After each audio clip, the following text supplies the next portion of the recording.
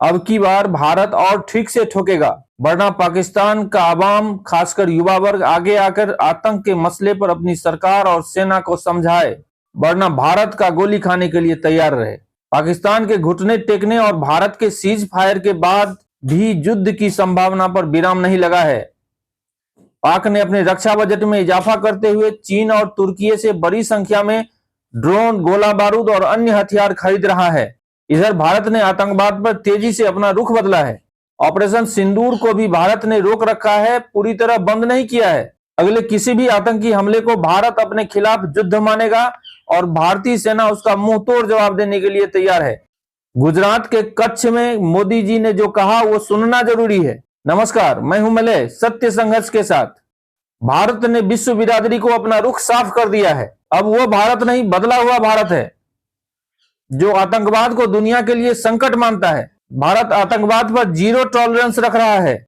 इसके लिए 59 भारतीय सांसदों और राजदूतों का 7 दल अपना पक्ष रखने के लिए 33 देशों की यात्रा पर है। ये दल दुनिया को बता रहा है कि किस प्रकार पाक सेना और आतंकी का गठजोड़ है, कैसे पाक में सरकार वहां की सेना चलाती है और सेना आईएसआई आतंकी किस तरह आतंक फैला रही है। सांसदों का यह दल यह भी बता रहा है कि भारत की पैनी निगाह सीमा पार आतंकी गतिविधियों पर हर वक्त रहेगी। किसी भी आतंकी उकस पाकस को पहले ही नष्ट कर दिए जाने के लिए भारत तैयार बैठा है। भारत उदासीन रहने के बजाय प्रोएक्टिव रुख अपना रहा है। अब पानी और खून एक साथ नहीं बहेगा, आतंक और वार्ता दोनों एक साथ नहीं होगा। हम पाकिस्तान के परमाणु हथियार के उपयोग की भुर्की से डरने वाले नहीं हैं।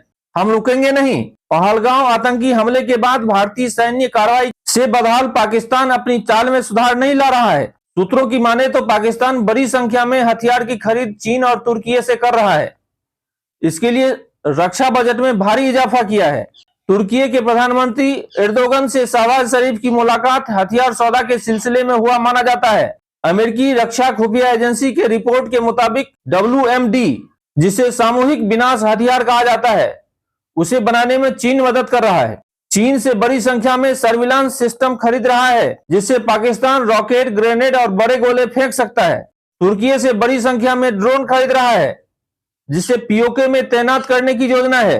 ग्राउंड बेस्ड लॉन्चर और 30 किलर ड्रोन भी खरीद रहा है। इधर भारत भी पाकिस्तान को नसीहत पर नसीहत देता आ रहा है। पाकिस्तानी अवाम, खासकर पाकिस्तान युवा वर्ग को आगे आने को कह रहा है। प्रधानमंत्री मोदी बार बार यह कह रहे हैं कि अपना रोटी खाओ और चैन से रहो। पाक आर्मी, आईएसआई और आतंकवादी पाकिस्तानी अवाम को चैन से बैठने नहीं रहने देना चाहती। तब जाकर मोदी जी कहते हैं कि रोटी खाओ, चैन से रहो, वरना हमारी गोली खाने के लिए तैयार रहो। सुनिए मोदी जी ने गुजरात के कच्छ में पाकिस्तानी अवाम, युवा वर्ग को क्या कहा। फिर उन्होंने पाक सेना, आतंकी, आईएसआई और पाक सरकार को क्या कहा है। साथियों, हमारी नीति आतंकवाद के खिलाफ जीरो टॉलरेंस की है। ऑपरेशन सिंदूर ने इस नीति को और स्पष्ट कर दिया है। जो भी भारतीयों का खून बहाने की कोशिश करेगा,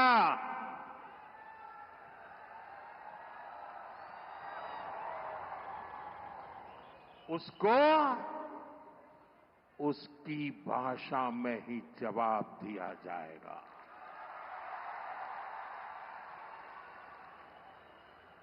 भारत पर आंख उठाने वाले किसी भी कीमत पर बख्शे नहीं जाएंगे। साथियों, ऑपरेशन सिंदूर मानवता की रक्षा और आतंकवाद के अंत का मिशन है। 22 मई के बाद सीना तानकर बिहार की जनसभा में मैंने घोषणा की थी, मैं आतंकवाद के ठिकानों को मिट्टी में मिला दूंगा। 15 दिन तक हमने इंतजार किया, फिर पाकिस्तान आतंकवाद के खिलाफ कोई कदम उठाएगा, लेकिन शायद आतंकवाद ही उनकी रोजी रोटी है। जब उन्होंने कुछ नहीं किया, मैंने देश की सेना को खुली छूट दे दी। भारत के टारगेट पर आतंकवादियों के हेडक्वार्टर थे। सैकड़ों किलोमीटर अंदर जाकर के अगल बगल में किसी का भी नुकसान हुए बिना सीधी चोट करके आ गए। सटीक वार किया। ये दिखाता है कि हमारी सेना कितनी सक्षम और कितनी अनुशासित है।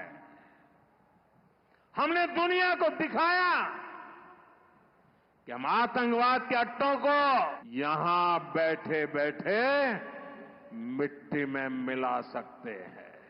9 तारीख रात को हमारी कच्छ की सीमा पर भी ड्रोन आए। ड्रोन भारत ने भी उनकी सेना पर 2 गुनी ताकत से हमला किया। भारत ने जिस सटीकता से पाकिस्तान के एयरबेस को, उनके सैनिक ठिकानों को तबाह कर दिया, उससे दुनिया हैरान हो गई। पाकिस्तान के हमले का जवाब हमने इतनी ताकत से दिया कि उनके सारे एयरबेस आज भी आईसीयू में पड़े हैं। आज भी आईसीयू में पड़े हैं। और तब जाकर के पाकिस्तान शरणागति के लिए मजबूर हो गया। पाकिस्तान को लगा बच नहीं सकते। भारत ने रौद्र रूप दिखा दिया है और आखिरकार ये हमारी सेना का पराक्रम था, ये हमारी सेना का साहस था, ये हमारी सेना का सटीक ऑपरेशन था। कुछ ही घंटों में पाकिस्तान ने सफेद झंडा फहराना शुरू कर दिया। उन्होंने कहा कि हम गोली नहीं चलाना चाहते। हमने कहा हम तो पहले भी कह देते थे भाई, हमने तो पहले ही कहा था। हमने आतंकवाद के ठिकानों को तोड़ना था, मारना था, सबक सिखाना था। उसके बाद तुम्हें चुप रहने की जरूरत थी, लेकिन तुमने गलती की तो तुम्हें सजा भी भुगतनी पड़ी। साथियों, भारत की लड़ाई सीमा पार पल रहे आतंकवाद से। जो आज इस आतंकवाद को पाल पोस रहा है, उससे हमारी दुश्मनी है। मैं कच्छ की इस धरती से, पाकिस्तान की सीमा पर सटा हुआ मेरा जिला है, मैं पाकिस्तान के लोगों को भी कहना चाहता हूं, क्या पाया आपने? हिंदुस्तान दुनिया की चौथी इकोनॉमी बन गया और तुम्हारा हाल क्या है? तुम्हारे बच्चों के भविष्य को बर्बाद किसने किया? तुम्हें दर दर भटकने के लिए मजबूर किसने किया? ये आतंकवाद के आकाओं ने।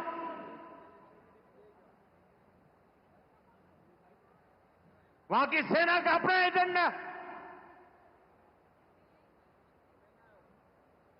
पाकिस्तान के नागरिकों, खास करके वहां के बच्चे, ये मोदी की बात कान खोल करके सुन लो। ये आपकी सरकार और आपकी सेना आतंकवाद को समर्थन दे रही है।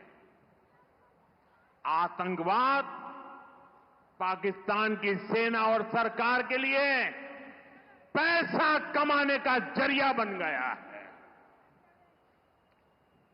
पाकिस्तान के युवकों को तय करना होगा, पाकिस्तान के बच्चों को तय करना होगा, क्या ये रास्ता उनके लिए ठीक है? क्या उनका भला हो रहा है?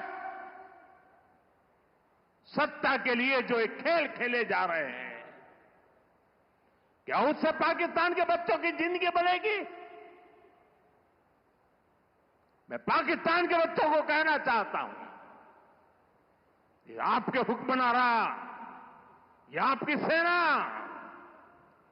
आतंकवाद के साए में पल रही है।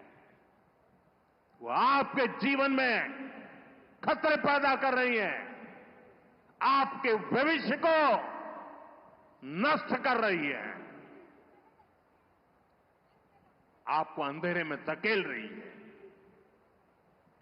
पाकिस्तान को आतंक की बीमारी से मुक्त करने के लिए पाकिस्तान के अवाम को आगे आना होगा, पाकिस्तान के नौजवानों को आगे आना होगा। सुख चैन की जिंदगी जियो, रोटी खाओ, वरना मेरी गोली तो है ही। साथियों, भारत की दिशा एकदम स्पष्ट है। भारत ने विकास का पथ चुना है, शांति और समृद्धि का रास्ता चुना है। इसी तरह की खबर को सुनने के लिए, देखने के लिए बने रहिए सत्य संघर्ष के साथ। सब्सक्राइब करें, लाइक करें, कमेंट करें और शेयर भी करें। धन्यवाद, बहुत बहुत धन्यवाद।